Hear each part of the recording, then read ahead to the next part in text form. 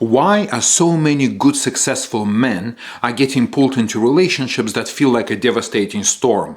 Or maybe they put on pedestal, worshipped even, only to wake up one day to terrifying feeling of emptiness and realization that they are not the man she fell for and they knew it all along.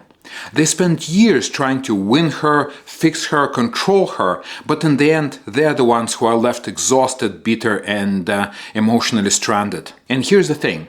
The ancient myth and the Netflix show you probably binged on, they're not just stories, they're a map. And what if I told you that the siren song doesn't come from her at all, but it is rather an echo of something inside of you that you don't even know you have? And for the parents watching, listen up. You are in a unique position to stop this shipwreck before it even sets sail. What if you could raise sons who are immune to a siren song, who don't fall for it in the first place? Today we're going to use a genius Netflix show Sirens as a guide. And this is not about gender stereotypes. It's universal pattern of trauma bond regardless of the gender or orientation. It is all about the dance, not the dancers. One last thing, it is crucial. This is not about blame or scheming. These are emotional survival strategies that playing out on subconscious level. It is a music that sounds from underdeck, guiding your ship without you even knowing. We'll start with sailors, then sirens, then why does it always lead to a crash, and then about Lighthouse that represents hope and solutions. So why successful men end up feeling empty and lonely? What is it inside of them responds to the siren song? That is an emotional wound. Where does it come from? From the childhood. We'll use the three types of heroes from the Sirens show to illustrate this point. First, there is Peter the Big Cheese. Picture a kid who probably grew up in an environment where all his feelings always were an inconvenience. He grew up developing this terrifying core belief that people will always leave unless he completely controls them. He doesn't build relationships, he builds golden cages. See, he finds a woman who he perceives are broken, like a wounded bird, and he offers her everything, so long as she stays the same and stays put. But the second she opens her wings and starts singing her own song, the golden cage opens and she's out.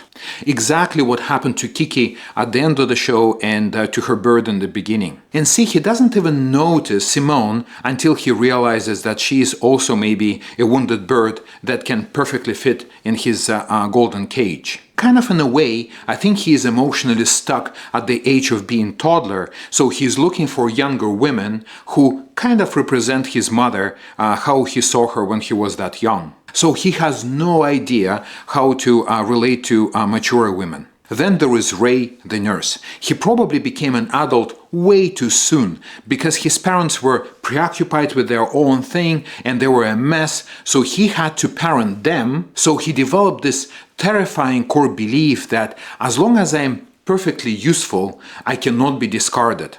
And that the love is not something you get, but something you earn. So taking care of someone like Devon and helping her actually defies himself, his personality, his self-worth. So he has no idea how to relate to someone if they don't need his help. And finally, Jordan, the romantic sailor. He probably grew up in an emotionally sterile environment. A house, not a home. No yelling or screaming, but also no laughter or fun. Without model for real, messy intimacy, he craves a cinematic love story. A grand passion that will save him from gray and empty life. He is driven by this core belief that sounds almost like a whisper in an empty room. This normal, quiet life is a slow death. Only epic, all-consuming adventure can save me and show me I exist. He is not really looking for a partner, but a co-star in his fantasy. When he offers to whisk Devon away, it is not to give her freedom, but rather for him to escape that ghost he feels he has become. These guys are trying to fix their own wound by saving someone else. And the siren they pick, it is not an accident. The sirens. So why these women are so irresistible? And what is that song that sailors cannot resist? See, it's almost like a key and the lock, a perfect fit. First, there is Devon, the storm. Her song is a dare. I am a force of nature. Do you think you can handle me? She's all stone walls and chaos. So to a man who needs a heroic mission, she is a catnip. Her intensity feels real, raw, and alive. But the truth is, that is actually a survival reflex. After her mother's death, she realized that the world is cruel, so she completely gave up on being rational and logical and became a fortress running on pure instincts. She is not choosing the chaos, she is stuck in it. And that defensive fire, what makes her so magnetic and so dangerous. Then there is Simone, the mirror. Her song is, I'll be whatever you want, I'm gonna be your reflection, and in me you'll see a God. This is not a flattery, that is a fond response to trauma. Simone learned pretty early that having needs, personality, identity is very dangerous. So she learned how to disappear and became a perfect reflection of whoever she is with. She is the ultimate camouflage. For a man who feels fundamentally not enough, being with someone like Simone is like getting high on the most potent drug in the world. This is the magic and the curse of a trauma bond. It feels like a love from the first sight, the fate, but in reality, it is two old wounds fitting together perfectly. The shipwreck, the inevitable crush. So why do these relationships always crush and burn? The shipwreck comes in two forms: the storm, the loud, fiery explosion. The same intensity that pulls the sailor in destroys him and his ship. He can't be a hero in hurricane forever. Her walls, that seemed like a challenge, actually a fortress without a gate. And eventually he drowns, like Ray almost literally drowned, or maybe just done and gone. With the mirror, it's a lot quieter, but just as brutal. It is a slow drowning in despair. See, she can't keep up her act forever, so at some point her personality seeps through, the mirror cracks, and the sailor sees in reflection himself instead of a god. But even if she never slips, the sailor still drowns because deep inside he knows he is not a god she worships. And this constant performance just highlights the hollowness that he feels inside. In either case, fantasy collapses and the sailor is left with devastating truth. My fantasy was a lie, and without it, I don't know who I am. And that's what happened to Ethan, who almost died falling off a cliff.